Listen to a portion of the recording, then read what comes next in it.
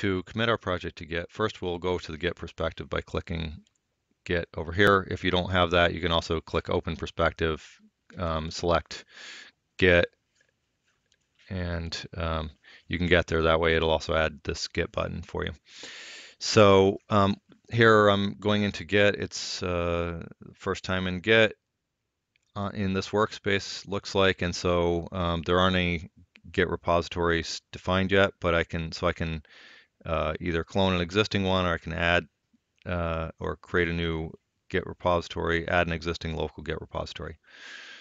So a couple of options there. What I'm going to do is I'm just going to go ahead and share this project to Git. So I can do team, share project. I'm going to create a repository in the parent folder.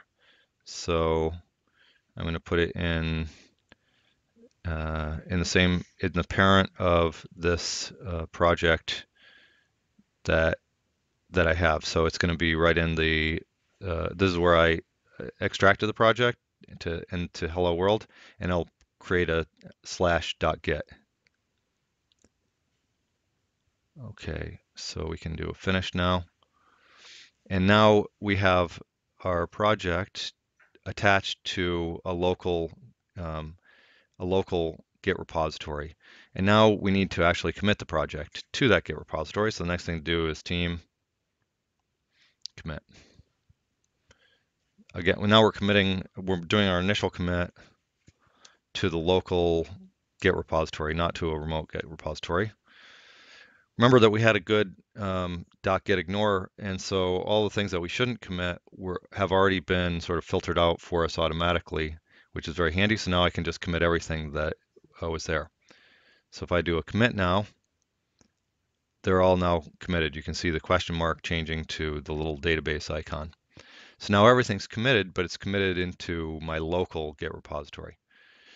So I can sort of have a look at that. Now I go over to Git repositories, and here it is. I've got a local Git repository. Notice there's no remote associated with it, but it is a working directory, which is on my local disk. So I have a local Git repository. This is now committed to a local Git repository. Now what I want to do next is I want to share this. So I'm going to go to GitHub. I'm going to create a remote repository, and then I'm going to share this with that remote repository. Okay, so on this side in GitHub, I can create a new repository. I can call it hello, and that creates an empty repository on GitHub. So a remote repository. And this repository is at this location. I can copy that into my buffer, and then I can now go over here, and I can do team push branch master. So I'm going to push it to the URI that I just pasted there, which is that one. It brought it up automatically, and it knows that it parses the host and the repository path. So it's at GitHub, and it's at /ttommy/hello, where it is on the server. So if I do next, it's going to tell me it's going to do a merge upstream. That's fine.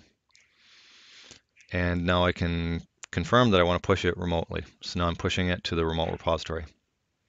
Once I've done that, it tells me that I've been successful. I click OK.